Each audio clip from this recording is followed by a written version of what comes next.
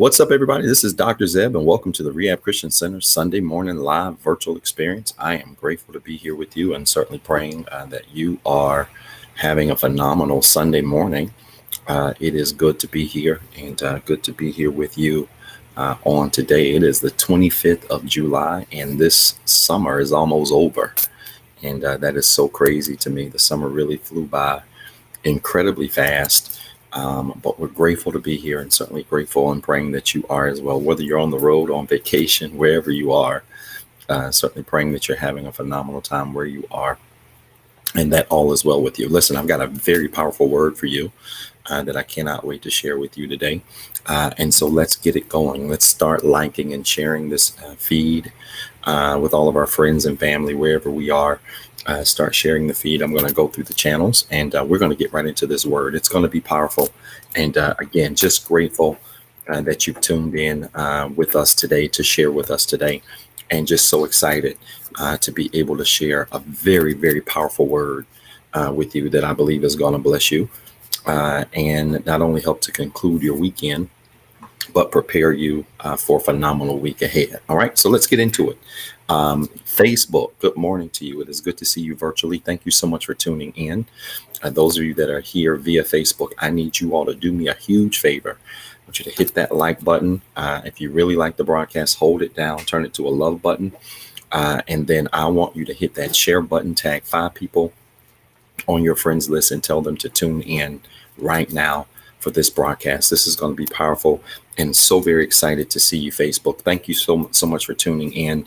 Now, again, I need you to share this video with 5, 10 people on your friends list and tell them to tune in. This is going to be a very powerful and practical message. I know the title sounds a little weird or funky, but it's going to be a very powerful, practical message. And I can't wait to share it with you. And I'm so glad you tuned in. All right. So do that for me, Facebook. Oh, by the way, if you're on Facebook, make sure you say good morning in the chat area. I don't want you to come to virtual church and not speak. And so make sure you say good morning in the chat area and then hit that @ symbol, tag 5 people, tell them to tune in. And they are going to be incredibly glad that they did. All right. Instagram, good morning to you. This is my late church. It's good to see you, Instagram. Thank you so much for tuning in. Those of you that are here via Instagram, do me a favor, fill it up with hearts. Let me know you are tuned in.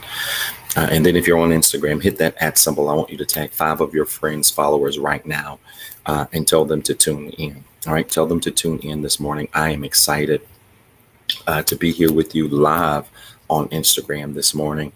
Out of town, but still live with you all, and just grateful to be here.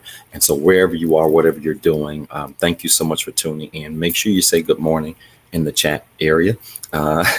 No, I'm not telling Sister Michelle. Make sure you say good morning in the chat area if you're on Instagram.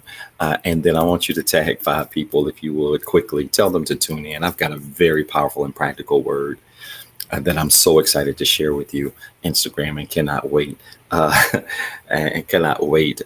to share this with all of you. So again, hit the paper airplane to tag your friends.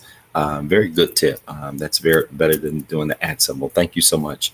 That little paper airplane in the bottom left, right-hand corner, Instagram, just hit that button and start tagging your friends and tell them to tune in because I'm very excited for this word today and just grateful you tuned in with us. YouTube, good morning to you. Those of you that are tuned in via YouTube, thank you so much for tuning in this morning and joining with us. If you're on YouTube, make sure you like this video. If you have not subscribed to our YouTube channel, you can do that now. You can find us on YouTube at the REHABCC. That's at the REHABCC. On YouTube, you can do that, and we would love for you to do that. Go back and check out the archive of all of our messages, especially since we've been in this virtual format. So you've got a lot of messages that are out there, both Sunday messages as well as life study series that I promise you will be a blessing to you. So subscribe to our YouTube channel if you have not already. That's again at the REHABCC on YouTube. And if you're on YouTube, hit that share button, share this video to all of your networks. And let everybody know that we're on the air right now. And this is going to be a very powerful message, powerful word, and cannot wait to share it with you. All right, y'all. Instagram, hit the paper airplane in the bottom right hand corner. Share this video. Facebook, YouTube, go ahead and start liking this video. Share this video with as many people as you can. I've got 9:15 on the dot if my time and clocks are right. And so it's really time to get into the declaration. I'm going to give you 30 more seconds. Now, if you have not hit that @ symbol, if you have not tagged 5 people, I want you to do that for me really quickly, because I do want to get into the word today and share this very practical message with you that I believe is going to bless you in a tremendous way. I'm praying for you wherever you are. If you're home, if you're traveling, if you're out and about, doesn't matter. I'm certainly praying for you, and certainly praying that you are having a phenomenal weekend, and certainly praying that you're having a great summer. We're at the conclusion almost of our summer, and so certainly praying that you are enjoying yourself, that you are being safe, that you are wearing your mask in public. Please wear your mask in public, and that you are taking care of yourself.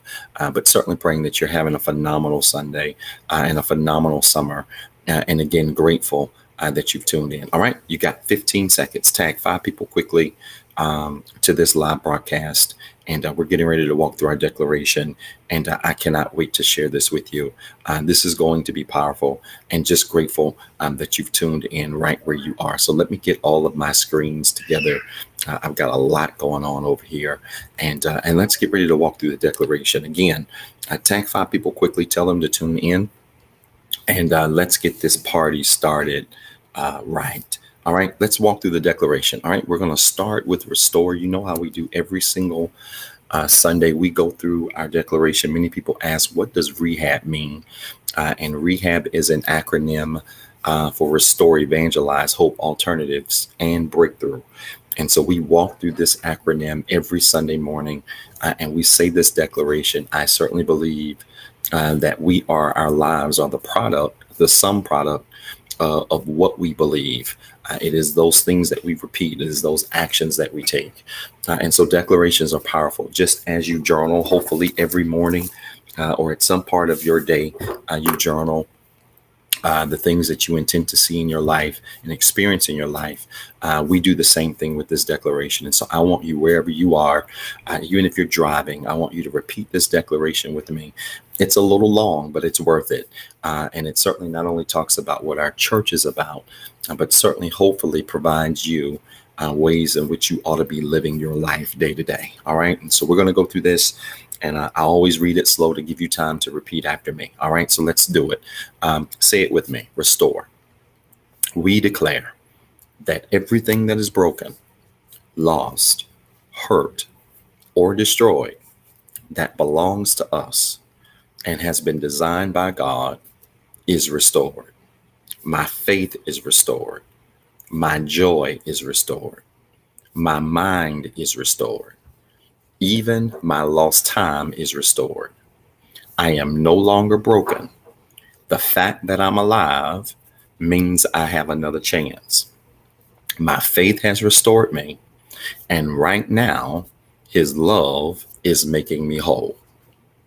Evangelize. Say it with me. We declare that God helped us so we can help somebody else.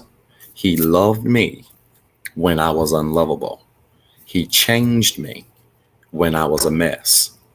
His love lifted me when I was down. I'm not perfect, but I'm free. And anything that came for me can't keep me.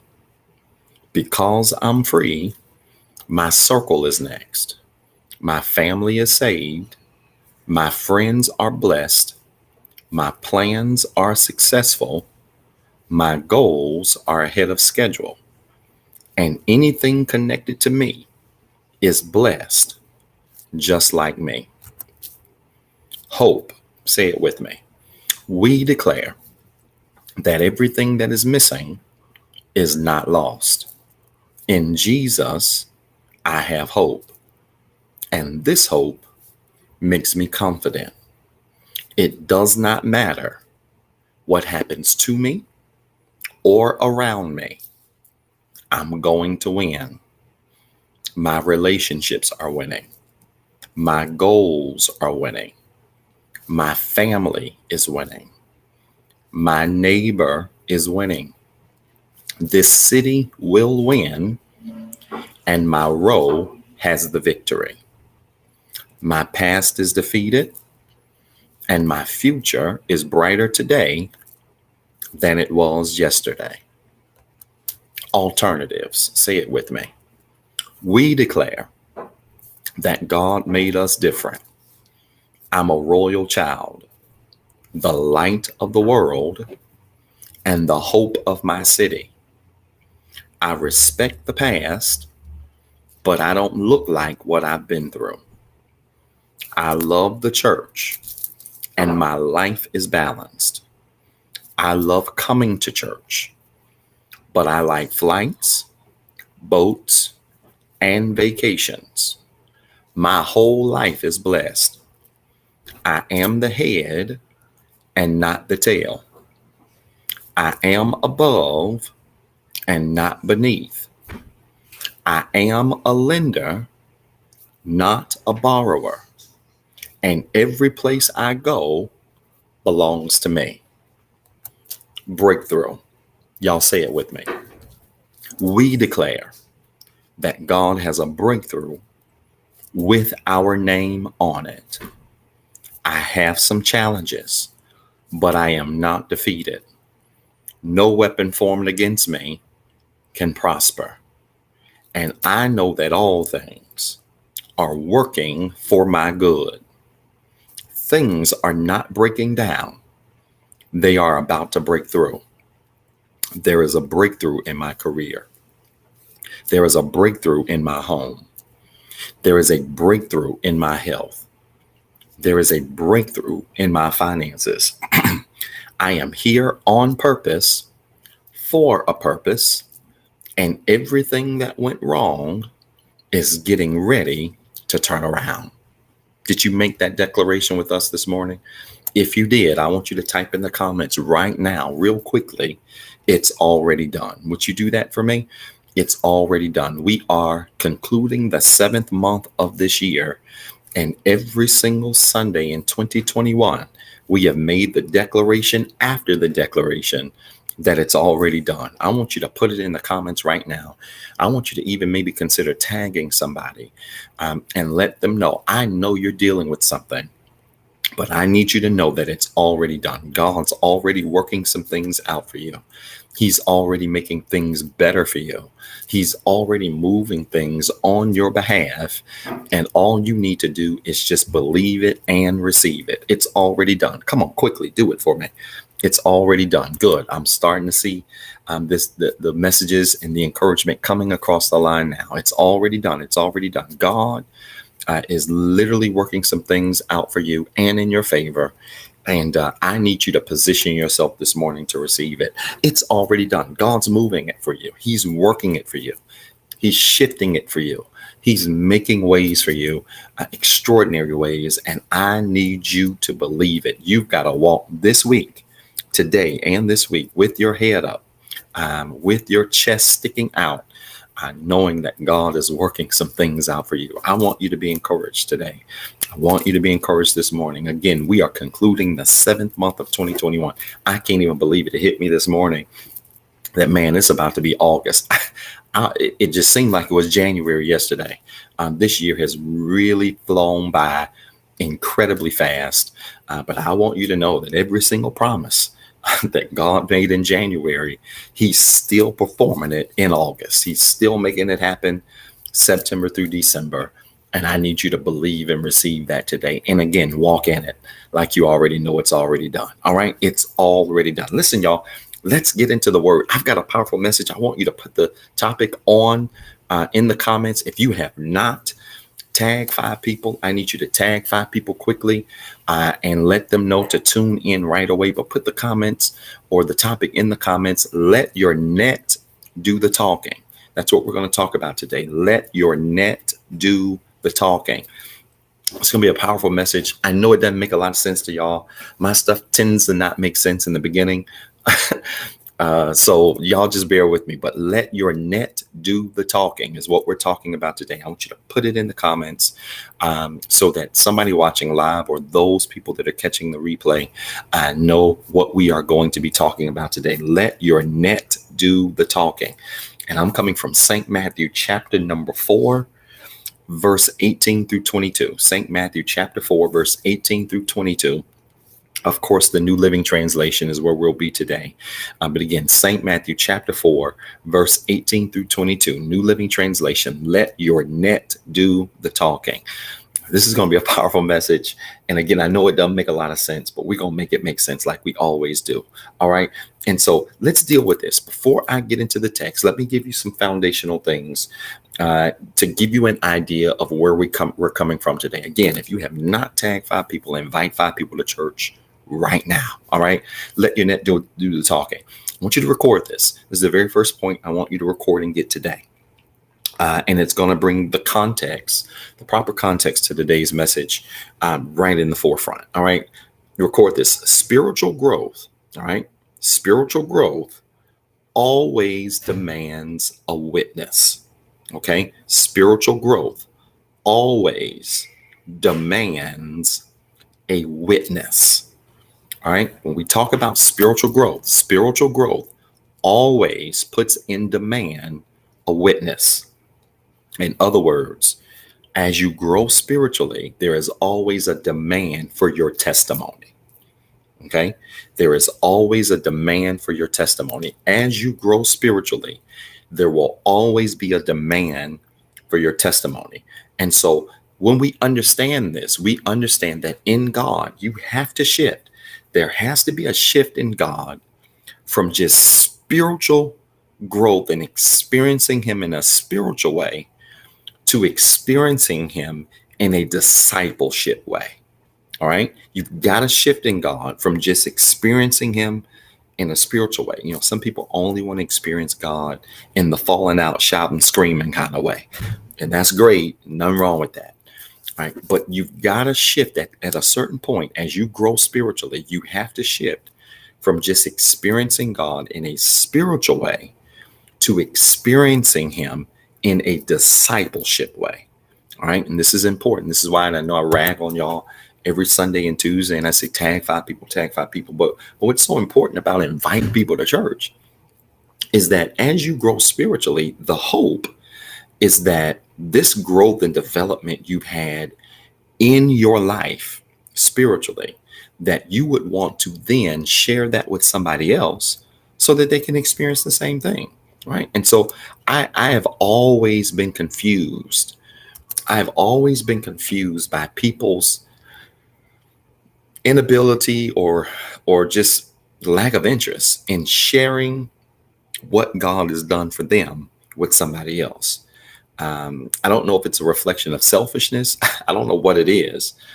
But as God does things for you and grows you spiritually, you should be growing in your spiritual trajectory to a place where you say, God's done this for me. Now I got to shift from just falling out and praising him and worshiping him and all of that great stuff we like to do to now discipling and going back and pulling somebody else towards the same God that did it for me. Right. And so as we grow, we have to shift from just spiritual growth to discipleship or being a witness. And the fastest way to being involved in a spiritual way is through your witness. Your witness is the fastest way. It's faster than coming to church. It's faster than paying your money. It's faster than shouting. It's the fastest way, and I'll take it a step further.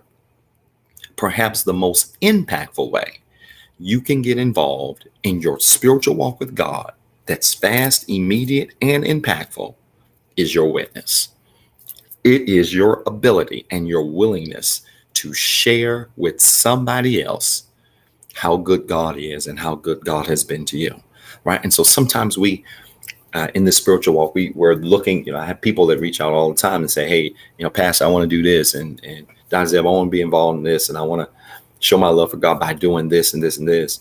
And that stuff is all great. The this and that stuff is great.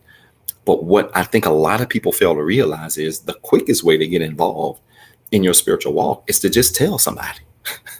Inviting somebody to church is the fastest way to get, to grow in this spiritual development that you're receiving, right? It's witnessing, it's sharing the experience you've had. It is sharing your net with somebody else, right? I told y'all it was going to make sense, right? And so I don't want you to mistake that. Talk to people. People are coming out. The kids and I were out yesterday, and people are coming outside, even though masked up, some, and a lot of people not at all. And y'all not going to convince me that everybody not wearing a mask got shots, but that's a different conversation, different day. But one of the things that it's just so easy for us to do is as we're out and about, going out in public, as you're making conversation with people, and people, cue you in on things like, hey, there's something different about you. There's something unique about you. That is the perfect time for you not to take credit. Well, child, I've been going to therapy and I've been reading more and working out. That stuff is all great. Nothing wrong with it. But that's also the perfect time for you to introduce Christ and to simply talk about how good God is. And it doesn't mean you have to be preachy. It doesn't mean you have to pull the oil out of your pocketbook and start throwing it on folks' forehead. It doesn't mean any of that. But we are always presented opportunities where we can share what God has done for us to somebody else. And it doesn't have to just be in a church. I know many of you think the only time you can witness God's love is in a church, and that ain't it. In fact, you spend more time outside of church than you do in church. So if we're only waiting to come to church to demonstrate who God is, we're missing it, right? Most of it, just like work. Just like work. You spend some time at work. You spend a lot of time at work. You spend more time at home than you do at work.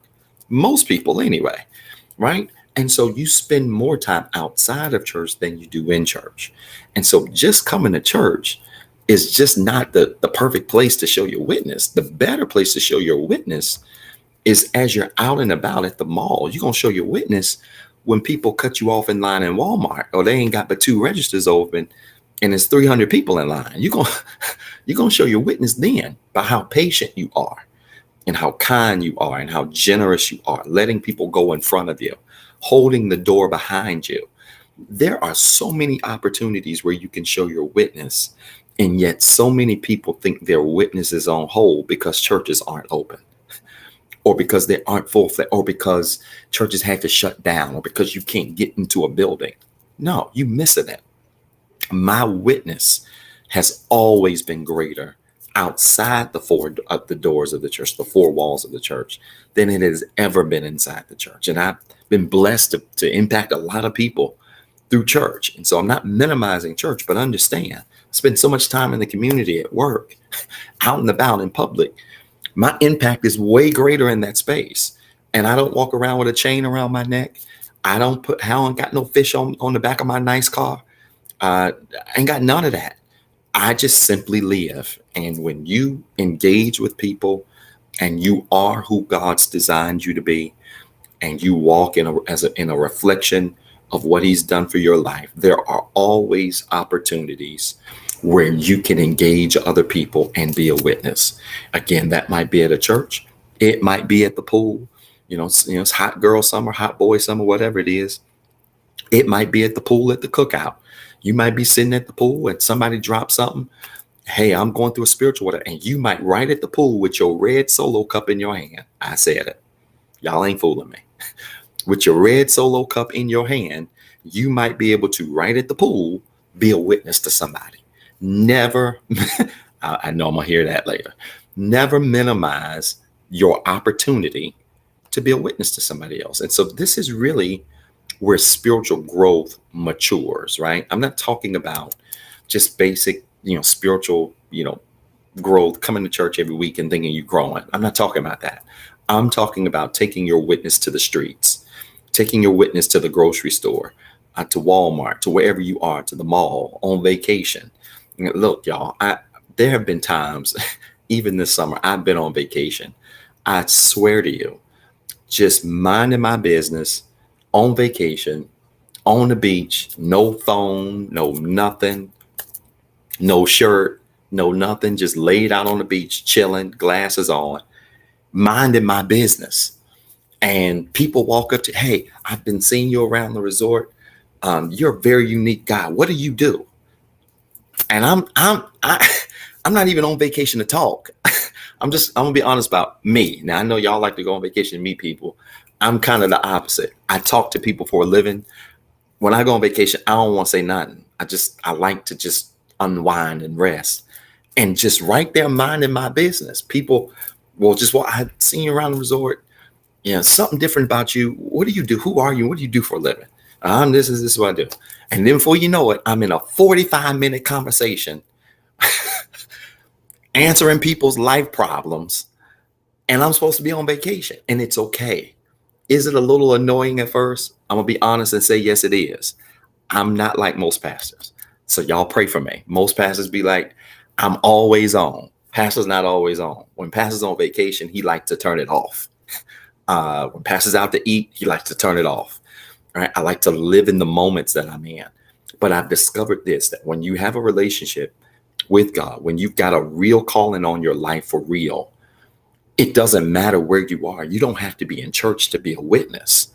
Your energy and what God has done for you will seep through your energy so strongly that you can literally, I ain't kidding you, you can literally even be in places where you have no business, and God still present opportunities for your light to shine to somebody else. Now, I know y'all don't believe that because you think God only using people in a building, in a church, with a microphone in your hand, with a doily on your head, and on Communion Sunday. That's what some of y'all think. But I'm here to tell you that when you got a calling and a purpose on your life, sometimes at the most inopportune moments, you will be presented with opportunities to be a witness, and that's spiritual growth. Spiritual growth ain't falling out. It ain't shouting. It ain't doing all of that. And that's great. Again, that's a spiritual experience. Man, this is good. Do not mistake spiritual growth for a spiritual experience. People are going to church every week and having spiritual experiences and calling it spiritual growth. Shouting is not spiritual growth. Shouting is a spiritual experience. Singing is not spiritual growth. Singing is a spiritual experience. Spiritual growth is when you are positioned to be a witness and a testimony to somebody else of who God is and what he's done for you. All right. And so again, that is not subjugated or relegated to a certain situation or a certain setting. It has nothing to do with none of that. Rather, it has more to do with your willingness to be a witness and an example, and to just simply share the good news in whatever way you've been called to share it. Just because you're sharing what God's done for you don't mean you're preaching. You don't have to preach. Doesn't mean you've been called to preach. If you know, like me, you probably don't want to preach, right? So it doesn't mean any of that. It simply means I'm going to take my testimony and I'm going to share it in the way that's comfortable for me. And so always look for opportunities to do that so that you can walk in spiritual growth. All right, look at this. St. Matthew chapter 4, verse number 18. All right, this blessing anybody? If y'all have not shared this video, I want you to share this video really quickly. Okay, share this message, this broadcast really quickly if you have not already. Look at this. St. Matthew chapter 4, verse number 18. I'm in the New Living Translation. All right, St. Matthew chapter 4, verse number 18. It says this: one day, Jesus was walking along the shore of Galilee. He saw two brothers, Simon, also called Peter, and Andrew, throwing a net into the water, for they fished for a living. So in verse number 18, Jesus, and this is easy to put my laptop in my lap. This is perfect. Jesus sees two brothers who fish for a living. All right, in verse number 18. Now, let me break this down. Fishing was an honorable trade. All right, back in the day, and even still today, but certainly back in the day, fishing was considered to be an honorable trade. Why? Because it provided food and it required hard work. All right, it provided food and it required hard work. And so Jesus sees two brothers who are off fishing and they're doing this for a living, right? And so this is vital in understanding discipleship, because when it comes to discipleship, when it comes to sharing your witness, it doesn't matter who you are, where you come from, what you do for a living. This is the most important thing I want you to remember about being a witness. All right. I want you to record this. When it comes to being a witness, do what you do and do it well. When it comes to being a witness, do what you do and do it well. I want you to record this. When it comes to being a witness, right? When it comes to you walking in this place of spiritual maturity, when it comes to being a witness, you've got to do what you do and do it well. Here's the problem that I have with so many people. And this goes really beyond just, spiritual growth and spiritual relationships and spiritual maturity. It goes more beyond that, just in life in general. One of the greatest challenges I have with people is that people just don't want to do what they do well. I was watching an interview. I can't remember the document. It was a documentary a few weeks ago. And the guy made a very poignant statement, and it's true, where he was saying, all athletes want to be actors, and actors want to be musicians, and, or artists, and artists want to be actors. Like, everybody wants to be what everybody else is, instead of just being who they are. And the beautiful thing about being a witness is that you don't have to be anybody but who you are. Be who you are, because when it comes to being a witness, the only requirement is to do what you do and do it well. For some of you, your personality is going to be a witness. There are those of you that never meet a stranger, and you can just meet people. You go on vacation or you go wherever, you just meet people and you can strike up a conversation and you can talk for hours. That's your strength. Let what you do be your witness. That's not Pastor's testimony. It takes Pastor some time. He is an introvert by nature. I'm an extrovert by trade, meaning when I'm working, when I'm teaching, when I'm doing business, I'm an extrovert. I click it on, but my natural habitat is being to myself. That's what I am. So if I go out in public places and I don't know nobody, most of y'all go where everybody is and you can mingle and do what you. Pastor's looking for the nearest door in the corner somewhere, or the nearest seat table in the corner away from everybody, and Pastor sit right there and be all right for the next couple of hours. That ain't my strength, and that's okay. Do what you do and do it well. Right? That's the beautiful thing about being an effective disciple. It's not about being like everybody else. And again, this is the problem that we have. This is just a general challenge we have in society as a whole. So many people are trying to be good at stuff they ain't been called to. They're trying to be good in spaces they have not been called to. I'm here to tell you, you're better off figuring out what you're good at and just being good at what you're good at, and letting everybody else do what they do. But y'all stay in your lane. Get in your lane. Your spiritual lane, your natural lane, your professional lane, your career lane, your emotional lane. Get in your lane and stay there, because there is beauty in knowing what you do, knowing how you do it, and just simply doing it well, right? There's so many gifts and abilities and talents out here that we all possess, that when it comes to being a witness, you would be shocked to know that while the gifts and the talents you have may seem odd to you, it's a perfect fit for somebody else. I'm going to say that again. While your gifts, your talents, your abilities might seem odd to you, they are a perfect match for somebody else. Never underestimate or minimize the gifts, the abilities, the talents that you bring to the table. Doesn't matter what you do.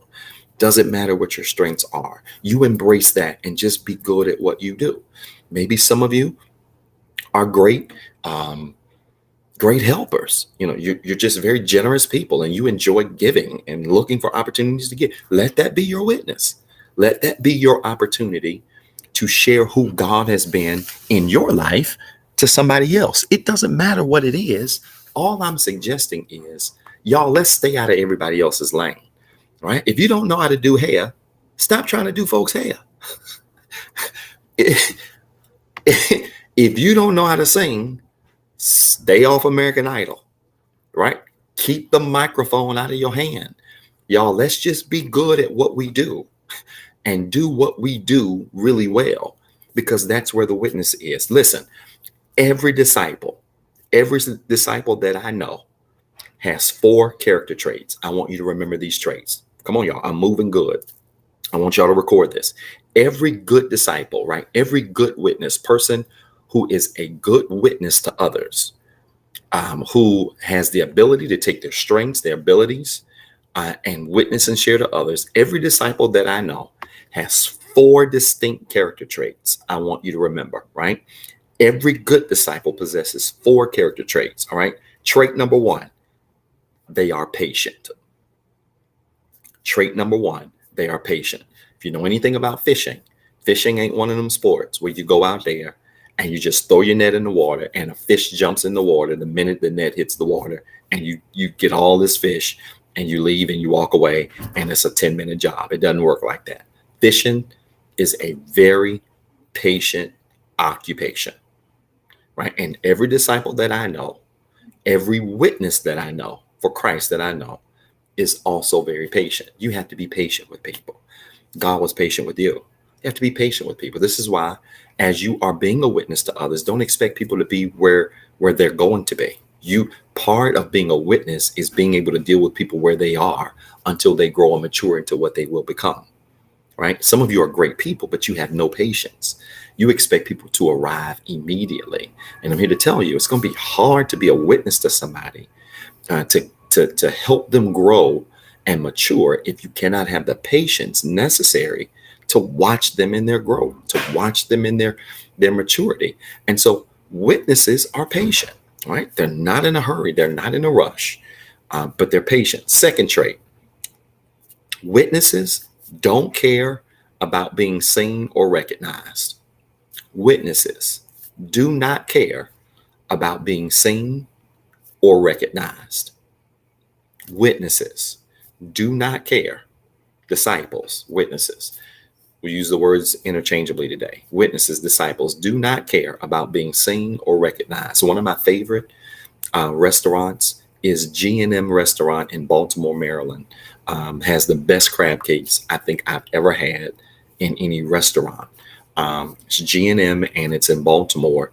And as many times as I've been to G&M, as many times as I've had G&M delivered to my house, yes, that's real fat, but it's the truth.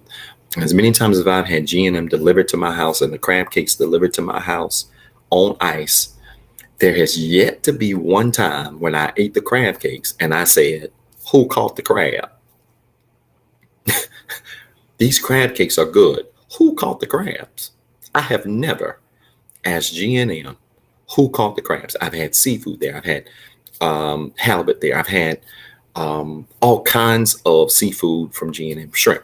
I have yet to eat the food and say, who caught this shrimp? It's some great shrimp, but who caught it? You know why? Because none of that matters. I don't really care. I don't really care who caught it. And honestly, I don't really care where they caught it from. As long as it's good and it's right, I could care less. And so people who catch the seafood are typically not people that are being requested, right? You go to a seafood restaurant, you ain't asking, who caught this, or you go get a steak from somewhere. You ain't saying who caught the whatever to prepare this steak. You ain't thinking like that. You just focused on the steak, focused on the seafood. Yet the people who catch this stuff are really the unsung heroes. Why? Because if they don't catch it, you ain't got nothing to eat. I'm trying to draw a parallel that I hope is making sense to y'all.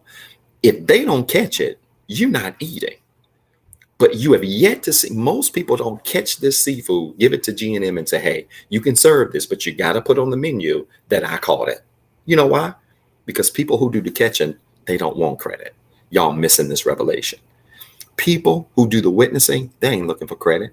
They're not looking for accolades. They don't need anybody to pat them on the back. And so you're going to know you're growing and maturing from a spiritual perspective when you're willing to witness without a prize, when you're willing to witness without special recognition, when you're willing to witness without somebody having to give you special honor. Not only will you know you're an effective witness, you will also know, and this is important, this ain't in my notes, this is good though. You will not only know that you're an effective witness, you will also know that your heart is right. Because see, one clear indicator that your heart is right and your intentions are pure is that when you are willing to witness, but you need no recognition. You don't need credit. You don't need somebody to say your name.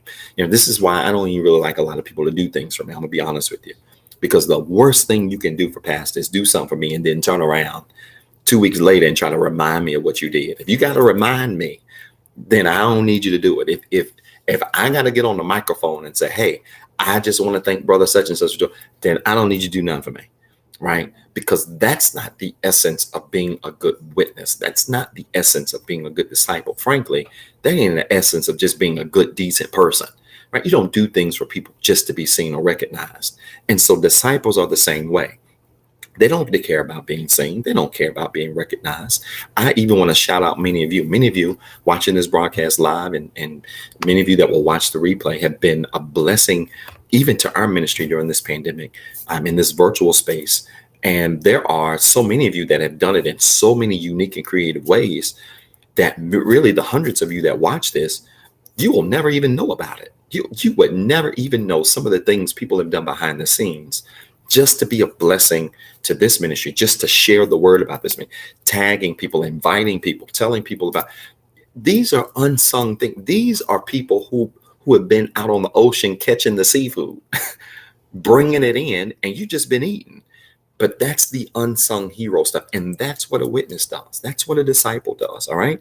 And so they don't care about being seen. That's trait number 2. Trait 3, they are willing to get dirty. Disciples, witnesses, trait 3, are willing to get dirty. I ain't never seen a net that has caught a lot of fish that also has not caught some dirt too.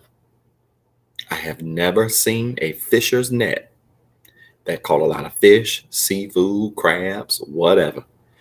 I have never, tuna, whatever. I have never seen a fisher's net that was a good net that also didn't catch some dirt, some seaweed, some stuff too.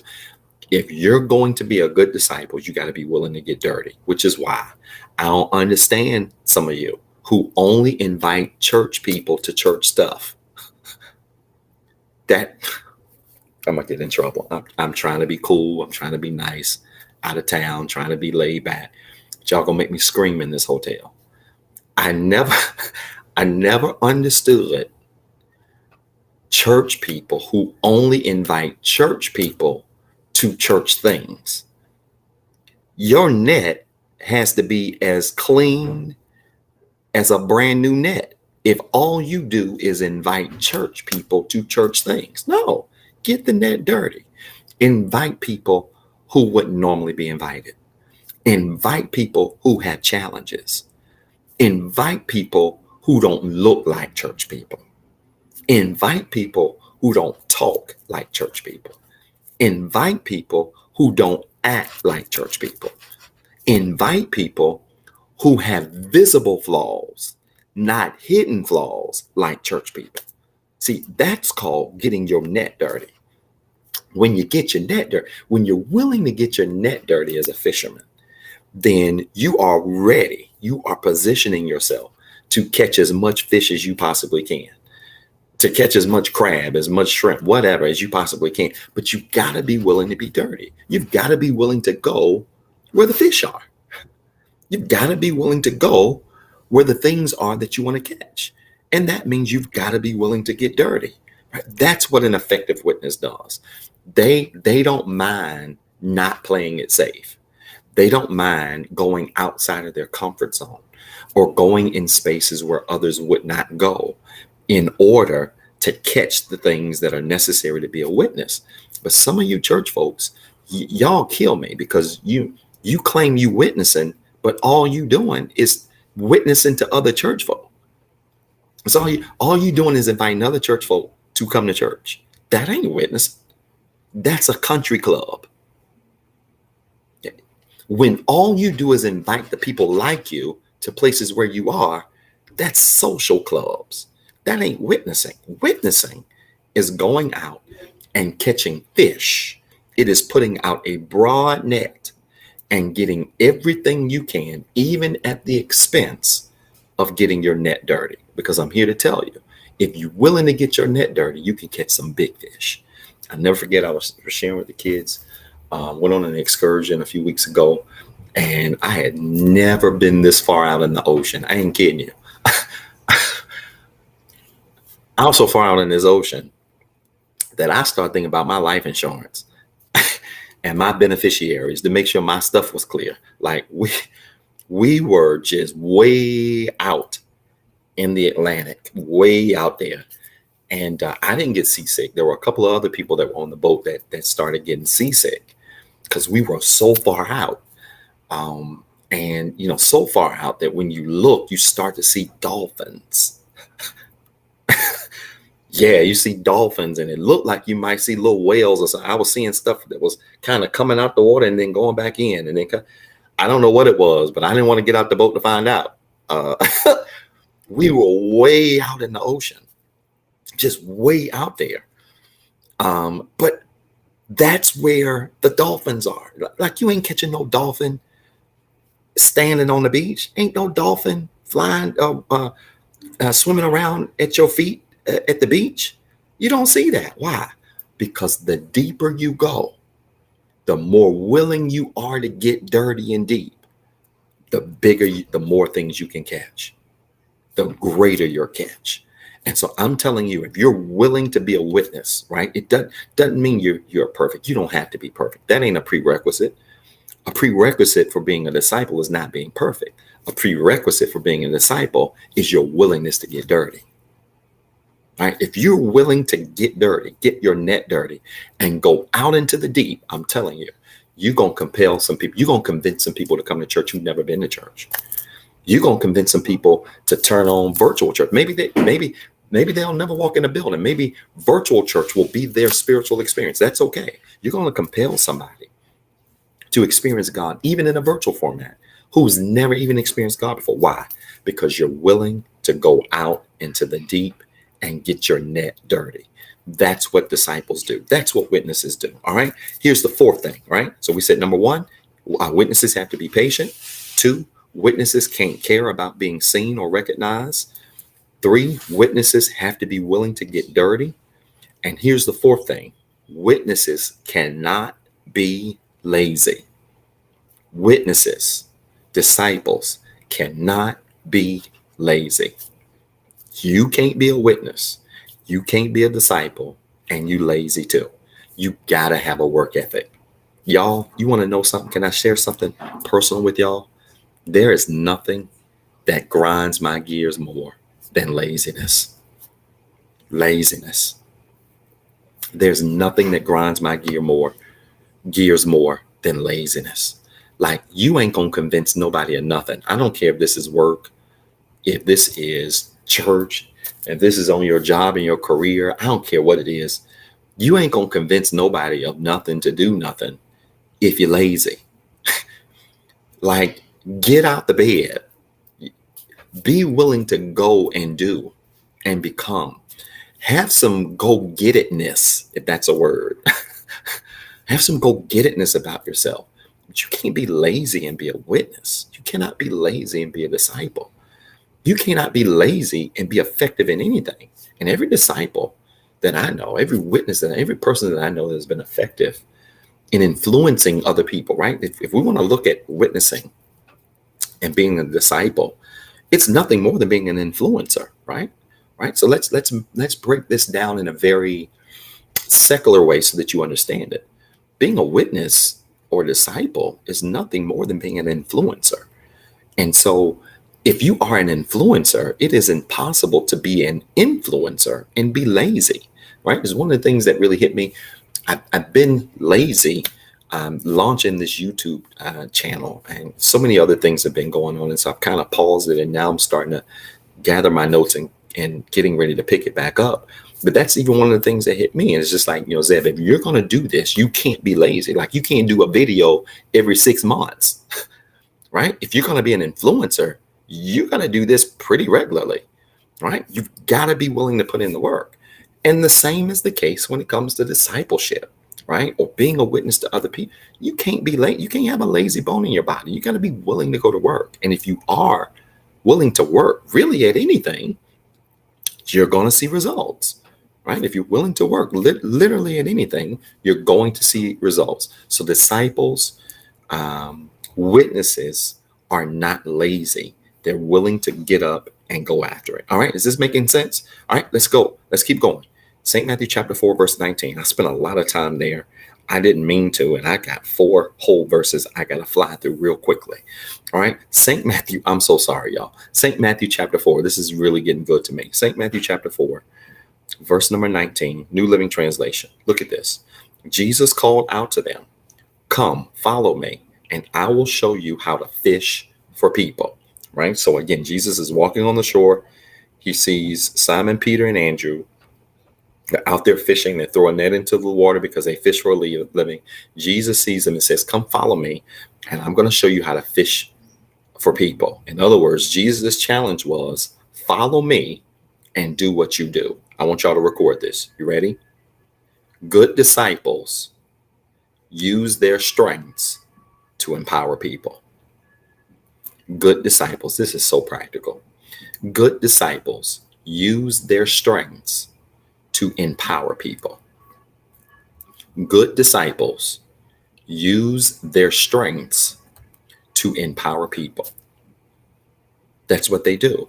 They use what they do well to impact people. And sometimes it's impacting people for God. Sometimes it's impacting people for their for career or for business. Sometimes it's just impacting people for life, just general life purposes. But good disciples use their strengths to impact people. That's what they do. They know what they do well, and they're willing to use what they do well, those strengths, to make the people around them better. Right? And this is why I want to challenge all of you. Really grow to a place where you get comfortable. You grow into a place of comfort of knowing who you are and what you do well.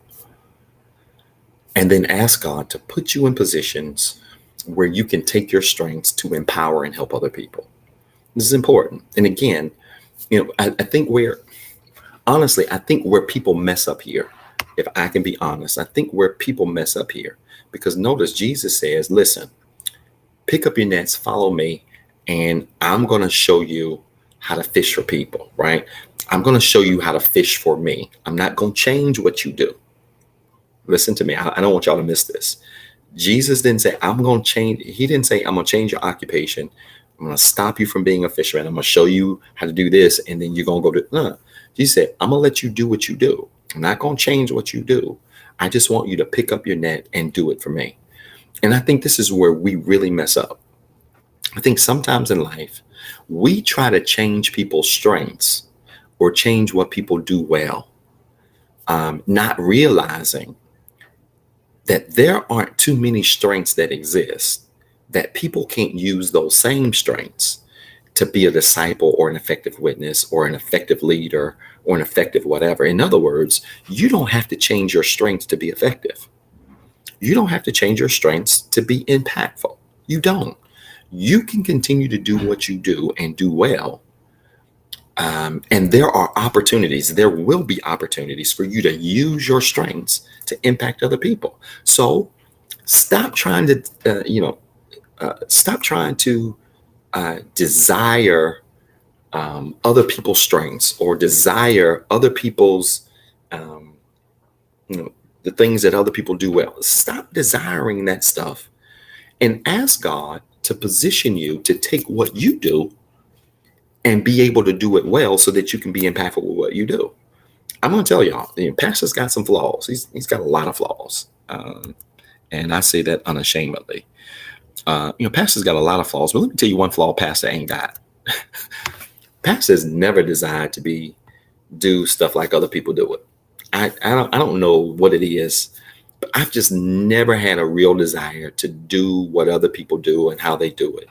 And in fact, it's almost been the opposite. Like I kind of, when people do things, and even if they do it well, it doesn't matter. Especially if they don't do it well, that's a no-brainer. But even if they do it well, sometimes I've never really had a desire to be a duplicator. I just haven't. Um, Maybe it's the trailblazer in me. Maybe it is the desire in me to always want to be different and do things in an authentic way, the way I've been given them. But I've never had a desire to duplicate things. I've been duplicated, but I've never had a desire to be a duplicator. I'm just in a place and in a space and in a skin that says, this is what I do. This is what I've been called to do. And if you just do what you've been called to do, then God then will take what you do and he'll multiply it. See, people aren't effective. I'm gonna help y'all. People aren't really effective at what they do because they're spending a whole lot of time trying to do what everybody else does. Right? So we got a whole lot of duplicators. We got a lot of people trying to do what they do like somebody else does it, instead of just being comfortable in doing it the way God gave them. Listen, your authenticity, your impact, your ability to really make a difference is really connected to your desire and your willingness to do it the way God gave it to you. If God gave you a hair business and he gave you or placed on your heart a desire for you to start your own beauty shop, and you're going to do hair on the back of a pickup truck, and that's the way he gave it to you, go do it that way. The worst thing you can do is try to run your shop like somebody else's if he didn't give it to you that way. And that's where people mess up when it comes to effectiveness as a disciple, when it comes to just general effectiveness in their lives. We are spending so much time trying to do things the way everybody else does it, instead of realizing that if God made you a fisherwoman, if he made you that, then your job is to be good at what you do and let him take your gifts and multiply it so you can be effective, so that you can be productive, so that you can be prosperous. That's his job. His job, God's job, is to take what you do and to multiply and make it better. Your job is to do what you do it to the best of your ability, and let God handle the rest. Not try to adjust it to fit in, not try to adjust it so people can understand, not try to adjust it so people can get it, not try to adjust it so people can like it. Come out of this coming to America, whatever you like kind of spirit, where you're trying to do stuff to always people please. You're trying to do things to get external validation. No, you got to know what your calling is. And you got to know that if you've been called to be a fisherman, your job is just to follow him. Follow him, and he's going to take your ability to fish. He's going to multiply it so that you're successful, so that you catch a lot, so that you're impactful, so that you're productive, so that you're influential, right? Not to change it up and get cute. I ain't going to fish. I'm not going to throw it in that. I'm going to use a spear because you saw somebody else using a spear. Put the spear down. That ain't what you've been called to do. Pick up your net and do what you've been called to do. You can always tell. I'll say this, and then we're going to move to verse 20. You can always tell people who are not doing things the way they've been called to do it, right? You can always tell when people are operating in spaces that they haven't been called to do, right? You're trying to sing, and you really ain't been called to sing. You're trying to lead this, and you really ain't been called to lead. You're trying to manage this, you ain't really been called to manage. You can tell because people are like fish, literally, out of water, right? Anytime you're trying to operate in a space you have not been called to do, or be in, or trying to do a thing you have not been called to do, it's going to be uncomfortable. Not only is it not going to be productive, it's going to be uncomfortable. Be good at what you do. That's it. Be good at what you do. And if you are good at what you do, then your net is going to do the talking. Your strengths are going to do the talking. Your abilities are going to do the talking. Your gifts are going to do the talk. You don't have to sell it. You don't have to promote it. I don't even have business cards. I just do what I do. Do what you do and let your gift do the talking. And when you do, God will take your willingness to operate in your strengths and he'll multiply things in your life. He'll send unusual blessings in your life. He'll send open doors. So many unusual open doors happened for me just this week. Things I wasn't even looking for. You know how I found them? You know how they came to me? It didn't come because I was looking. It came because I was just over in the corner doing what I do. Being who I am. Operating in the gifts that I have. Operating in the strengths that I have. When you do, God will allow opportunities and resources and open doors to come and find you, right? You ain't got to go look for the door will come to you.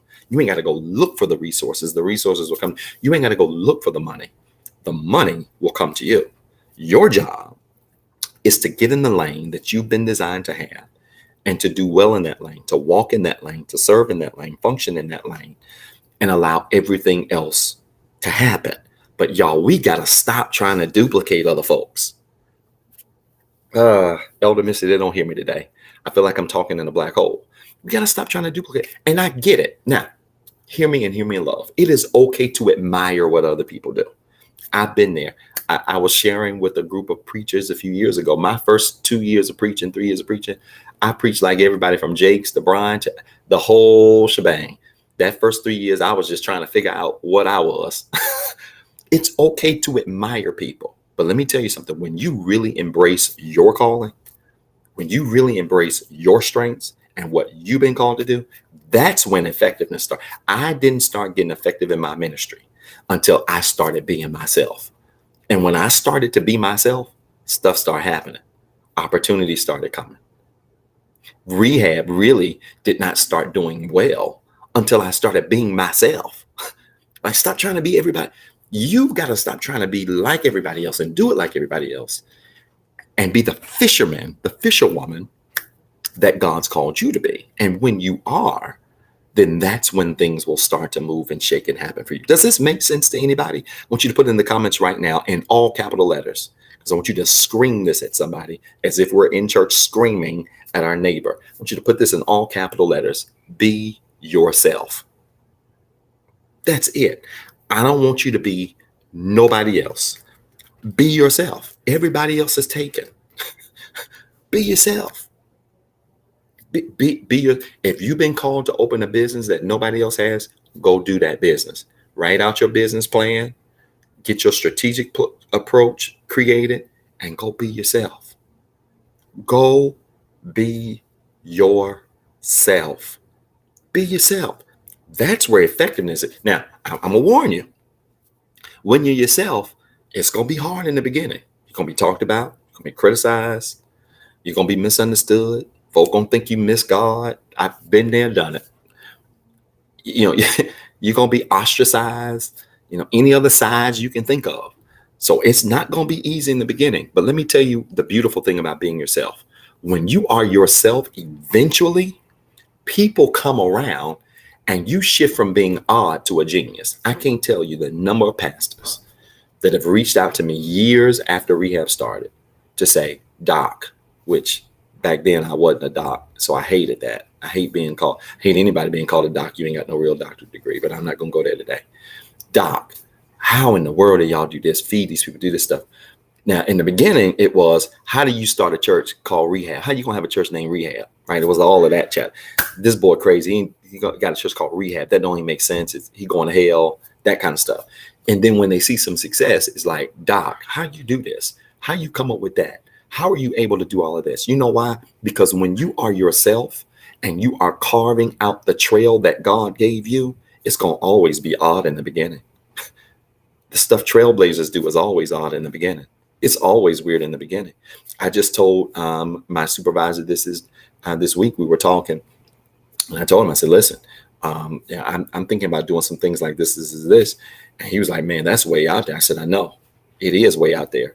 But that's what being a trailblazer is. When you do what you've been called to do in the beginning, you're going to be talked about. Folk going to be, he done lost it. But then when it works, you're a genius. Then when it works, You're so bright. You're so talented. You're so gifted, right? So you got to be willing to endure a little bit of scrutiny. But I would rather you be yourself and take the scrutiny than to be like everybody else and be common. Did y'all hear what I said? That was a mouthful. Be yourself and take the scrutiny instead of being like everybody else and being common, being average, impacting the same people. I don't want to impact the same people other churches do. There's enough churches for that. There are in most cities. I think in Greensboro has one of the highest amount of churches per capita in the entire country. There are tons of churches that can go preach and talk to the same kind of church folks and fall out and do that every week and repeat it. I'm not interested in that. I'm interested in talking to people who will never see God, who will never visit a church, who will never walk in a building, who feel like they ain't got no church clothes and they need a spiritual experience. Let me go talk to them. Let me go put on my jeans and my t-shirt and let me go talk to them. Let me talk to the people like what I saw yesterday at a pool party and folks are just all over the place doing all kinds of. Let me talk to them kind of people who walk up and be like, man, I don't know you, man, but I've been seeing you around, something different about you. And then let me just get 5 minutes with you to not ram Jesus down your throat, but to be a witness of who he is by how I act. That's what I want. Y'all can have the other stuff. I'm so serious right now. I'm just at a place. I'm in a journey right now, day 15 of just a personal journey I've been going through. I'll be talking about it more in the weeks to come. But one of the things that I'm just getting comfortable with in my skin as I look to transition in so many different ways, it's just being comfortable with what I've been called to do. I ain't thinking about none of y'all. If I can just, Pastor, that was cold. I'm not being cold. I'm being honest. I'm not thinking about none of y'all. I'm focused on what I've been called to do. And I'm here to tell you, when you get comfortable in your skin and get focused on what you've been called to do, things always work out for you. Why? Because you're being yourself. You're not trying to duplicate the will, Mother Brenda. You're not trying to be like everybody else. You're not trying to do it like everybody else. You are doing it the way God gave it to you. Whatever your it is, it might be ministry, it might be business, it might be your career, it might be whatever you do. You are trying to do it the way God gave it to you. And if you are, you're going to be fine. But you got to be yourself. You got to be comfortable in your skin. And that's what a good disciple does. All right, look at this, y'all. I'm almost done. Oh, wow. We just on verse 20. All right, y'all, I got to hurry. I'm spending a whole lot of time. I'm so sorry. St. Matthew chapter 4, verse 20. This thing is getting good to me. All right, we got 3 more verses. Let's do this. So in verse 19, Jesus calls to them, says, follow me. I'm going to show you how to fish for people. In verse 20, the Bible says, New Living Translation, and they left their nets at once and followed him. Record this. They immediately left their nets and followed Jesus. Record this. Anytime God is using you as a disciple, you have to be willing to leave for something greater. Anytime you're going to be used as a disciple, you have to be willing to leave for something greater. Listen to me. Anytime God is using you as a disciple to do anything great in your life, you've got to be willing to leave what you're doing for something greater. You have to be willing to leave what you're doing for something greater. Anytime you're going to be a disciple, a trailblazer, you're going to operate in your strengths. You're going to walk in spaces that people have never walked in. You got to be willing to leave what you're doing for something greater. You have to have that willingness to try something greater. Listen, y'all, the only thing that's keeping many of you from being able to do greater things in your life is your unwillingness to go try something different. Listen, if you try the same things over and over again, guess what? You're going to get the same results. If you try the same things over and over and over and over, you're going to get the same results. If the pandemic didn't teach churches anything else, it should have taught you a willingness to be willing to try something different. Try something different. It's so crazy. Because I'm sitting up here laughing at myself. I was telling this same gentleman I had a conversation with earlier this week at work. I'm sitting there laughing because I remember clear as day about a year ago. No. About a year and a half ago, standing in front of my church and saying, nope, it wasn't a year and a half ago. It was about 2 years ago. So like late 2019, I remember standing in front of my church and saying this, and this is the God's honest truth. If you were there at rehab in person, you can attest to this. I stood in front of my church and said, I don't want to stream. We'll never stream. Now, I'm going to talk about me because y'all get uncomfortable when I talk about you. I stood up in front of my church and said, we ain't going to stream. I don't want to stream. We're not streaming because, people just stream and then they don't come to church and they're going to sit at home and then, it's going to make people lazy. So we're not going to stream and just do online church. We're not going to do that. I don't want to stream. I'll be different. Every other church is streaming. I'm not going to. Didn't I say it? I'm not making this up. I'm talking about me. This was pre-pandemic, late 2019. I didn't want to stream because I felt like everybody was doing it. They were doing it just because it was a fad. And I just told y'all earlier, I've always been that guy. If people run that way, I normally run that way, especially in fights, in crowds. Like last night, I was worried if this fight was going to break out of this pool. And if everybody would have ran that way, I would have been running over here. Okay? That's just, I've always been that guy. And I stood up right up in front of my church and said, we're not streaming. Nope, we're not streaming. I'm not doing that. We'll record the messages. We're going to do the Fresh Five. So we started, I don't know if y'all remember, we were doing the Fresh Five. We was doing this on Sundays where we'd have a 5-minute snippet of the message and Brother Keaton was recording from the balcony. But I said, I'm not streaming. I'm not doing live. And then what happened? Pandemic hit. Guess what? I ain't had no choice but to stream. And I streamed. And guess what, y'all? Trying something different is great. I love it. You know why? You got to be willing to do something different. It's okay. Even if the doing something different is at the expense of your own word. This is why it's dangerous to say what you'll never do. Right? Touche. It's dangerous to say what you will never do. And I still say, I never stream. Now look, we stream it. And I'm just telling y'all, I like this format so much that I almost want to say I never go back in. I know y'all didn't think that was funny. I thought it was funny.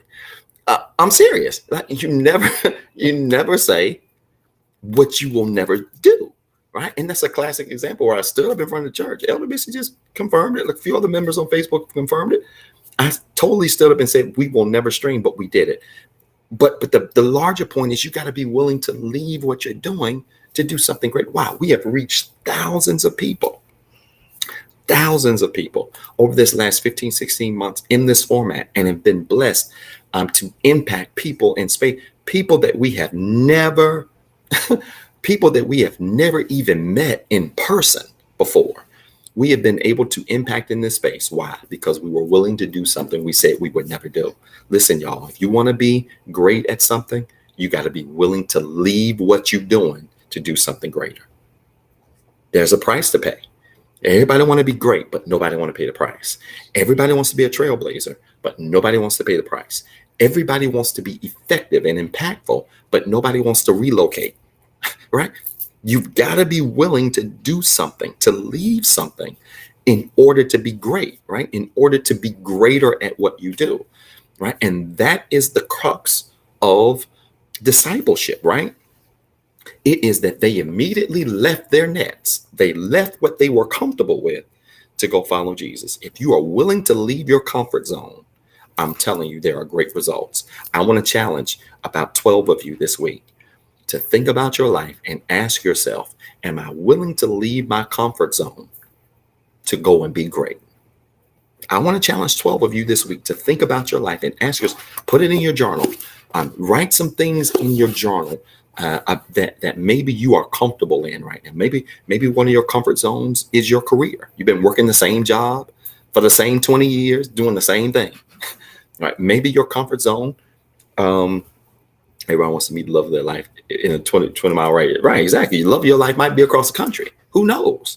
Right. But many of you are working the same job and you don't want to leave job, or you're living in the same city. You don't want to relocate because nobody in your family has ever lived outside of where y'all live. Like your whole family, y'all got the whole road. Your family live on the same road.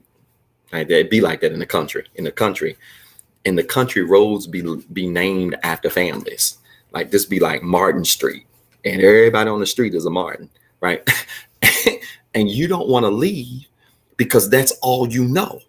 You don't want to venture out and go to another city where there are more opportunities and do some greater things. Why? Because you're in a comfort zone. I want you to think about some areas of your life this week. Write them in your journal that maybe you are comfortable, and ask yourself, am I willing to step out of some of this comfort to go after something greater, right? Write down the areas in your journal where you're comfortable, right? On one side. Look, just do a simple T. I wish I could show you guys on this journal. Do a simple T.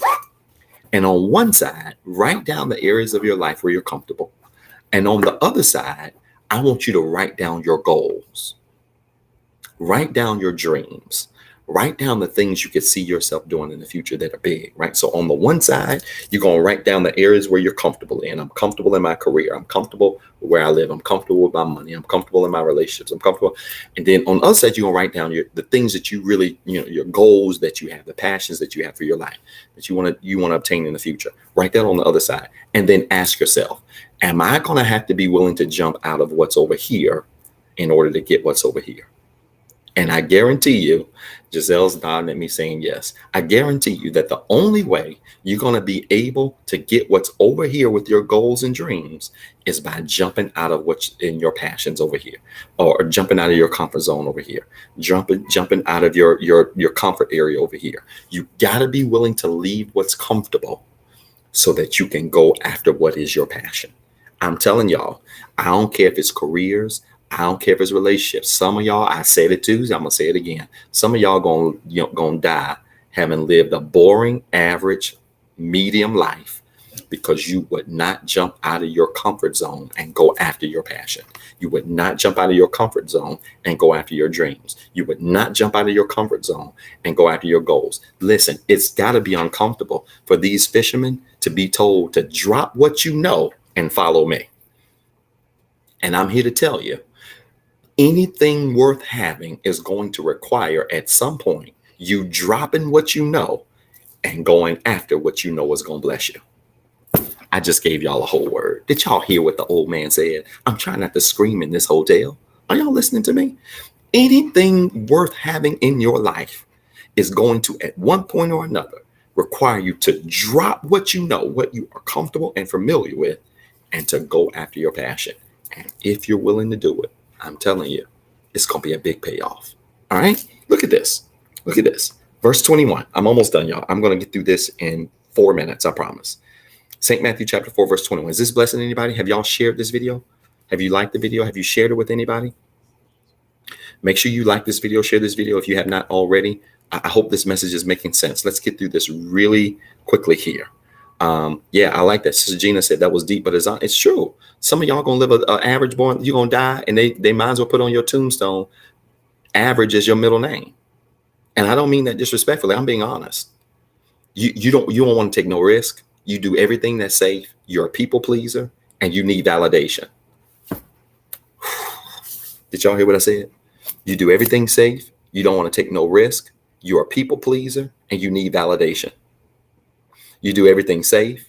You don't want to take no risk. I wish I could stop and write this down because this is really good. You do everything safe. You don't want to take no risk. You're a people pleaser and you need validation. And they might as well put on your tombstone, Mike the Average Smith. Because that's how you're going to live. That's how you're going to die. You're not going to get anything exceptional in your life if you're not willing to step out of your comfort zone. You got to step out of your comfort zone if you want to obtain great things. St. Matthew, let me move on because I'm getting some of y'all mad. I feel it. But I meant what I said.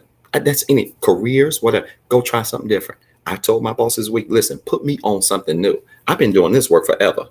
If you got some challenges in the division that need to be solved, give them to me.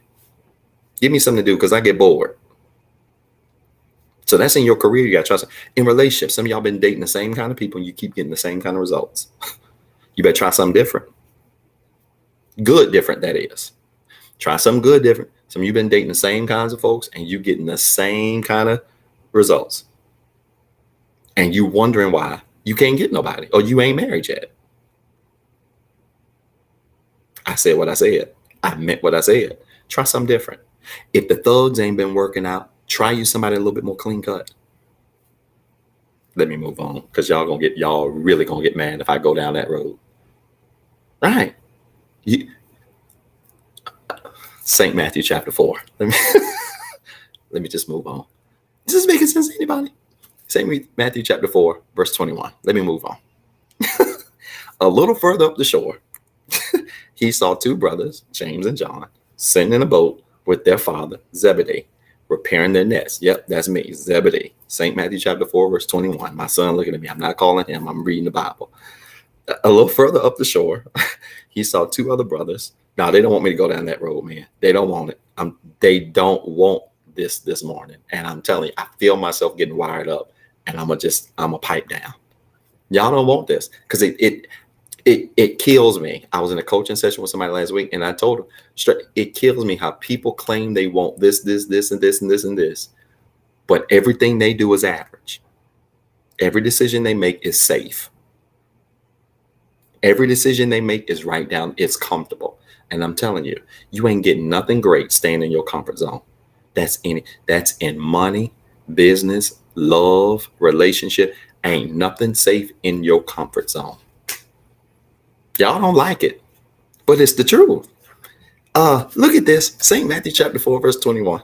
A little further up the shore, he saw two brothers, James and John, sitting in a boat with their father Zebedee, repairing their nets, and he came to them. He called them to come too. Look at this, verse 21. I want you to record this. It's further ahead. James and John are spotted by Jesus repairing their nets, right? They're repairing their nets, which meant they don't want it, Rocky. They don't want it. They really don't want that at all. I be making so many people mad when I get to talk about, especially love and relationship. They don't want that, right? But your relationships are average. Your dating life is average. Your love life is average. There's a reason, because your choices are average. Your choices are safe. You make safe choices, you get safe outcomes. But anyway, so James and John, y'all stop trying to tempt me this morning. Y'all stop, because y'all playing with me. Y'all taunting me, and I'm not to be taunted. Don't do that. James and John are repairing their nets. Jesus sees them repairing their nets. And this is what I want you to lift out of this, right? They're repairing their nets. Why? Because they had used their nets. They used their nets in the past, right? Their nets have been used. I want you to record this. This is important. Your past experiences exist to create future victories. Your past experiences exist to create future victories. Record this. Your past experiences exist to create future victories. The future victories that you're gonna possess in your life, that you're gonna receive in your life, are going to come as a byproduct of your past experiences. It is the things that you've experienced in your past that will position you to experience future victories, future success, right? They're cleaning their nets because they have been successful in the past. And I want to say this to you.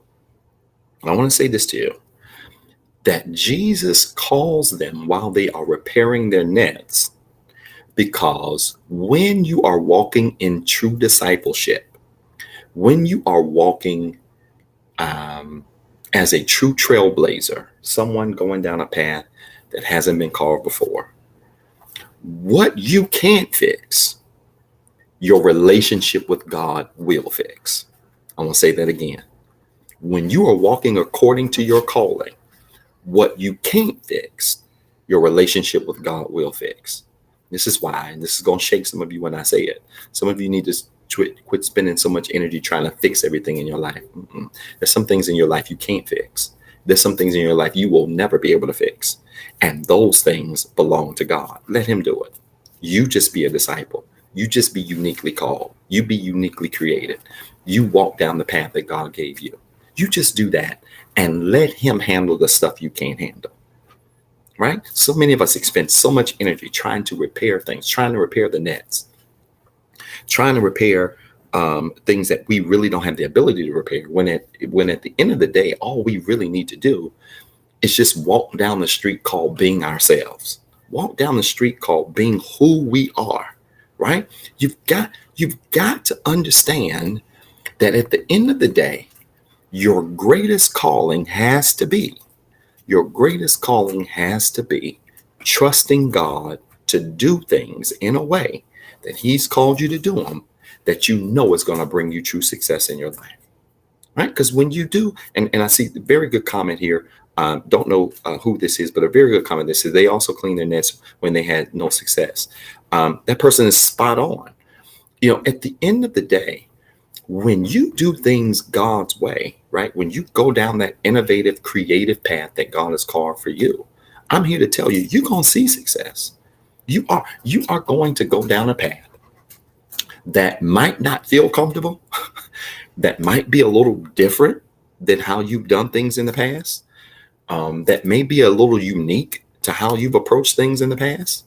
But I'm telling you, you're going to see success. Things are going to work out for you. Like every single day, I find myself saying this one mantra to myself every single day. Things are always working out for me. It's crazy. It's a powerful statement. And I challenge all of you to say that. If your day gets hard, if things get a little tough in your day, pause what you're doing and just say this to yourself. Things are always working out for me. And the reason you can say that in confidence is because when you attempt to do things the way God's called you to do them, things always do work out for you. All right? That making sense? Last verse, y'all. I'm way over. Verse 22, St. Matthew chapter 4, verse 22. I'm way over. I apologize. Look at this. They immediately followed him, leaving the boat and their father behind. This is the last point I want you to record, right? Because James and John immediately leave their boat behind and they go follow Jesus. They had a net. They were cleaning the net, but they left the boat. They left their father behind and they go after Jesus. This is important. Are you ready? Record this. There are some things from your past that you have to leave in order to become who you will be.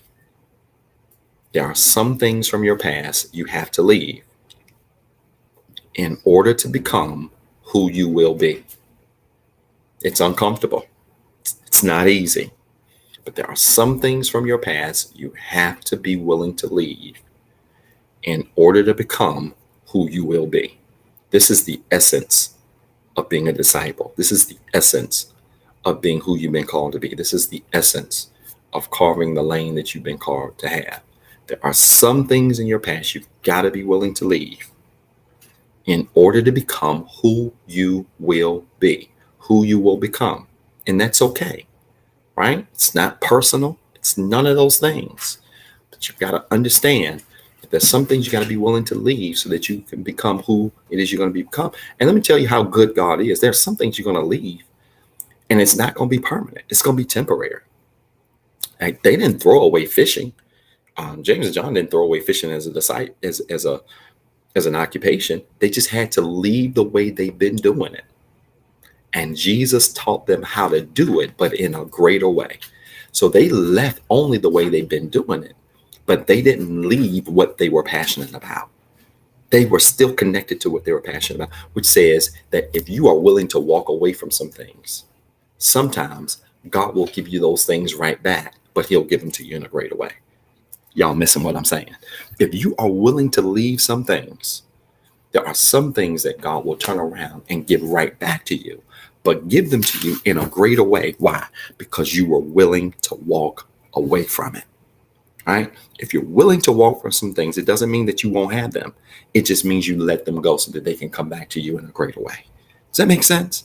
All right. Listen, y'all, I'm way over. I feel like I rushed towards the end. I am so sorry. I did not mean to go this long. This message bless anybody today? Was this a blessing to anybody today? This was a very, very, very, very practical message, man. This is just a practical message. It was. And I've got about 15, 20 minutes worth of teaching left, but I'm going to stop here. This message bless anybody? If it did, I want you to fill it up with hearts. I want you to fill it up with hearts on whatever network that you're on.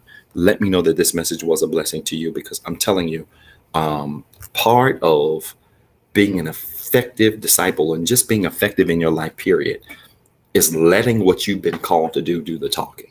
Let the net that you've been given do the talking. Let the strengths that you have do the talking. And when you do that, things always work out for you the way that they should. Listen, y'all, it's prayer time. I'm ready to pray. You got a prayer request? Let's get to it. I want to pray for you. I am up every morning now, 4:15. Time then went up from 4:30. Remember, y'all used to be 5:03. Now it's 5. Then it went to 4:30. Now it's 4:15. Pastor, why you keep getting up so early? Because ain't enough hours in the day. I have to give it up. I pray for you guys at 4:15 every morning. And then I do a lot of personal work. I work on myself.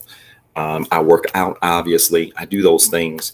And it just takes time. I probably do more from 4:15 to 8 than most people do from 8 to 5 every day. It's crazy. But it is a time that I can get things done. And so I'm up every morning, 4:15, praying for you, praying for your family, praying for your situation. And so I want you to drop in your prayer requests today. If this message bless you, I see some affirmations. Yes, Pastor, it blessed me. Very good. I see hearts flying on all of our networks here. If this message bless you, I want you, and you've got a prayer request, I want you to type in your prayer request right now. I want you to put it in the comments. I want you to know that every single morning I'm up, I'm praying for you. I'm praying for your situation, your circumstance. And as we end this summer and get ready for a fall season and hopefully a safe season in terms of health and wellness and this disease and everything that's going on, that God would continue to cover you and your family. Good. I see this. Good. I see this. I see this. I see some prayer requests coming. Good. I see some prayer requests coming. Very good. Y'all keep them going. Pray for Norma Rowe and her health and the Walker siblings taking care of their mom. Absolutely will do that. Better health, my family, Pastor, peace. Absolutely. My daughter, family and pastor, and family and me. Very good. This is good, y'all. Keep your prayer requests coming. Let me give you about 30 more seconds because I ran way over today. And I really didn't mean to do that today, but this was a very powerful message. Yes, I'm praying for job security for everybody that's tuned in, whether it's through your natural job, if you are an entrepreneur and running your own business. I'm certainly praying that God gives you peace and that he gives you a covering in the season, that you might be able to sustain yourself and the people connected to you. Come on, y'all, 15 more seconds. Type in your prayer requests quickly. Come on, y'all. This is the last Sunday in July. Wow. This is the last Sunday in July. Next week, we will be in August. This month has really flown by, and the kids will be getting ready to go back to school. And so many things are happening. But I want to pray for you today. If you've got a prayer request, I'm giving you 10 more seconds now to type in your prayer request. Yes, I like that prayer request, Brother Donovan. Please pray for people, including me, to be a better person. That is definitely my prayer every single day. I think at this point, I don't want nothing else but just to be that. Material stuff will come. All of that stuff, relationship, that stuff comes. I want to be a better person. I want to be the best person that I can be. To not only be a blessing to me, but to somebody else. That's very good. Successful school year and covering of students and teachers and leaders as they return back to school. Awesome prayer request there. Thank you so much for that, Rocky. I really appreciate that. Listen, y'all, connect your hands like this as a sign or symbol of faith. Let's pray really quickly. Right where you are, I want you to connect your hands like this as a sign and symbol of faith. We're getting ready to pray. And I want you all to touch and agree with me right now. Okay, are you ready? Connect your hands like this as a sign and symbol of faith. Let's pray. Father, in Jesus' name, I thank you today for your word. Thank you for this time of sharing that you've given us. I pray now that somebody was touched by this word on discipleship and just really being a witness, not being perfect or deep, but being a witness to others of who we are and who we've been called to be, and using our testimony to empower the lives of somebody else. I pray now that for everybody watching this live, everybody watching the replay, somebody would be inspired to be the best witness to others that they can be. Help us, God, to be the best us so that we can be a blessing and an impact to someone else. We want to impact the lives of those that we touch. We want to impact the lives of those that we are around, our families, our friends, our coworkers, complete strangers. We want to impact everyone that is near us, that is by us, near and far. And so help us, God, to be the best witnesses that you've called us to be and more. Now, for every prayer request that's come across this line, God, we speak to these requests right now. We lift them up to you. That, God, you would answer these requests concerning families and peace and school and healing, specific loved ones, whatever it is, relationships. We lift these requests up to you, finances, whatever the case may be, that you would answer these prayers. God, we know you to be a way maker, a miracle worker, a promise keeper. We ask now that you would answer these requests and that you would not only answer them, but that you would do exceeding and abundantly above all that we could ask or think, according to the power that works inside of us. Make ways for your people as only you can. Open doors for your people as only you can. Heal bodies and minds and spirits this week. for your people as only you can. And we'll continue to give your name glory, honor, and praise in Jesus' name. Amen. Listen, I want you to type in the comments right now. If you prayed with me, I want you to type in the comments right now. It is so. It is so. Come on, type it quickly. It is so. It is so. Type it in the comments really quickly. If you prayed that prayer of faith with me, I want you to type it in the comments right now. It is so. It is so. Type it in the comments right now. It is so. It is so. God's answering prayers. He's making ways. He's opening doors. He's meeting needs as only he can. Come on. If you prayed that prayer of faith, I want you to type, it is so. Every time you say amen, you're simply saying it is so. Every time you say amen, you're simply saying it is so. It is done. It is finished. It has already happened. I want you to type it in the comments right now. It is so. God's answering your prayers. He's making a way for you. And he's doing it right in the comfort of your home. He's doing it right while you're sitting on the beach at the pool. He's making a way for you. Ain't that an awesome God? He's doing it right where you are. And I'm so grateful for that kind of God. Listen, as you're typing that, if anybody wants to be saved, if anybody wants to dedicate their life to Christ, if anybody wants to commit their life to him, this is the perfect time to be saved. It doesn't matter where you are. It doesn't matter what you're going through, what life feels like to you like right now. It doesn't matter what your challenges or flaws are. You've got only one thing you need to do, and that is just remember what Romans 10:9 tells us, and that is that if we confess with our mouths, if we believe with our hearts that Jesus Christ is who he is and did what he did for us, we are saved. Salvation ain't about perfection. It's about confession. Salvation is not about perfection. It's about confession. It's your willingness to admit who he is and where you are and watch him meet you halfway. That's the kind of God that we serve. And so if you want to be saved and you're driving, I want you to pull over. If you're eating the bacon, I want you to put it down. If you're laying down, I want you to sit up. This is the time I need your undivided attention, because if you want to be saved, right now is your opportunity to dedicate your life to Christ right where you are. Listen, if you want to be saved, I want you to touch and agree with me. I want you to repeat this prayer of faith with me right now where you are. And those other folks that are on the line, maybe you're on the line live or you're watching the replay. This is the time where I need you not to pray for you. I need you to pray for somebody else, because somebody right now is dedicating their life to Christ, and your prayers are going to be the strength for them. Your prayers are going to be the energy that they need to push them forward. So I need you, if you're already saved, to just simply say a prayer right now as I'm praying with them for your neighbor, so that somebody can get from God what they need. Listen, you want to be saved? Repeat this prayer with me. Say this with me. I'm a sinner. I'm not perfect. I have some flaws, and I even have some failures. But I do believe that Jesus Christ was born of a virgin. He lived on this earth just like I'm living. He suffered, bled, and died on the cross. But 3 days later, rose again for my sins. Because he lives, I can live, and I am saved. Listen, if you prayed that prayer of faith with me, friends, I want to welcome you to the royal family of Jesus Christ. It's that simple. Yeah, that simple. You got to jump through hoops and do all of that stuff. Salvation is a matter of confession. Now, there's a part two. And the part two is simple. I need you to go find you a church home somewhere. Doesn't matter where. Find you a Bible teaching, Bible believing church. Now, that part is important. Bible teaching, Bible believing church that teaches and preaches the word of God in a way that you understand, that you can apply to your life. And I want you to go dedicate your time, talent, and treasures to that ministry. Because now you need to be surrounded by other believers where you can grow in the faith. God wants to not only give you a Romans 10:9 testimony, he wants to give you an Acts 2:38 testimony. He wants you surrounded by other believers so that when his presence falls, that then you can be filled with his spirit. He wants you to do that. So you got to go find your church home somewhere. Be a part of that ministry so that you can grow in the faith. If you are looking for a church home and you want to be a part of our ministry, even in a virtual format, I would love to be your pastor and walk with you during this journey of your life, during this season of your life. Do me a favor. If you want to be a part of our ministry, and so many people have even joined our ministry, even in this virtual format, if you're interested, just simply type in the comment box, #membership. Would you do that for me? Just simply type in the comments box, #membership. And one of our faithful moderators will reach out to you, get some information from you. And we'd be more than happy to welcome you to our ministry, even in a virtual format or face-to-face when the doors open back up in the format that it does. We would love to welcome you to the nicest church on the planet. It ain't the largest church, ain't the biggest church.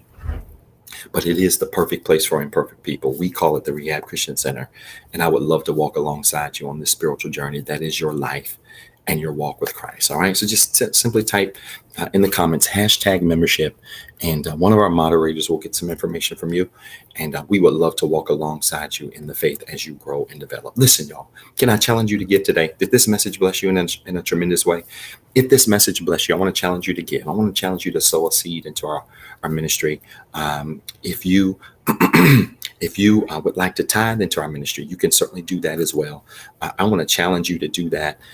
If this ministry has been a blessing to you, you can certainly give in one of three ways. You can give via Cash App at $REHABCCGIVE. That's Cash App, $REHABCCGIVE. You can give on our website by visiting www.rehabcc.org. That's www.rehabcc.org, and simply choose online giving. Or you can give through your cell phone. Text REHABWORKS to 88202. Text REHABWORKS to 88202. And right to your cell phone, you'll see a prompt. Click on the prompt, follow the instructions, and you can give there. If our ministry has been a blessing to you, you can give to us one of these three ways. And I promise you, God is going to bless you in a tremendous, tremendous way.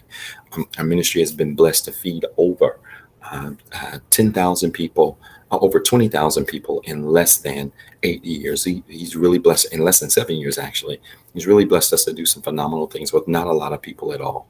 And it is because we believe in the importance of giving. And so I want to challenge you again to give today. You can give via Cash App, $REHABCCGIVE, our website, www.rehabcc.org, and choose online giving. Or you can give through your cell phone by texting REHABWORKS. Text REHABWORKS to 88202, and right to your cell phone, you'll see a prompt. Follow that prompt, and you can give right from your cell phone. And I promise you, God will be a blessing to you because of the way you give it. Listen, y'all, I love y'all. I'm praying for you. I certainly hope you have a tremendous, phenomenal week, that God blesses you in a tremendous way, and that he continues to open doors for you. Do me a favor, make plans to meet us Tuesday. Today is Sunday. Meet us Tuesday for Life Study. We are continuing our very powerful series that we started last week called Becoming. And it's really going to ratchet up starting this Tuesday. And I'm excited about this series that's ending our summer. It's going to take us all the way through August. But it's a powerful series. And we're going to continue this series Becoming on Tuesday as we get into the B portion of the series. It'll make sense on Tuesday. But make plans to see us Tuesday, 7:08 p.m. right here virtually online at the Rehab Christian Center. Tune in. If you have not already, I want you to like this video. Do me a favor. There were a lot of people that missed this word today. I want you to hit that @ symbol, share this video with 5-10 people on your friends list. Tell them to go back and watch this message on discipleship. I'm telling you, it's going to be a blessing to somebody. And then again, make plans to meet us this Tuesday, Life Study, 7:08 p.m. All right, y'all. Listen, I love y'all. I'm praying for y'all. I want you to have a phenomenal week, a blessed week, and certainly continue to pray for Pastor. And if nothing else fails, I will see you this Tuesday, 7:08 p.m. sharp, right here at the perfect place for imperfect people, the Rehab Christian Center. And I can't wait to see you then. All right. I love you guys. I'm praying for you. Again, don't forget to share this video. Don't forget to make plans to meet us this Tuesday at 7:08 p.m. sharp. And I will see you then. All right. I love you guys. I'm praying for you. Peace and blessings. Thank you for watching the Rehab Christian Center live experience. If this broadcast has been a blessing to you and you would like to be a blessing to our leader, Dr. Zeb Talley III, you can sow a seed into his ministry by Cash App at $Pastor ZT3. It is our prayer that this message of hope encouraged, enlightened, and empowered you to be better. Please tune in Tuesday at 7:08 p.m. for our life study experience. And as always, be blessed and have a wonderful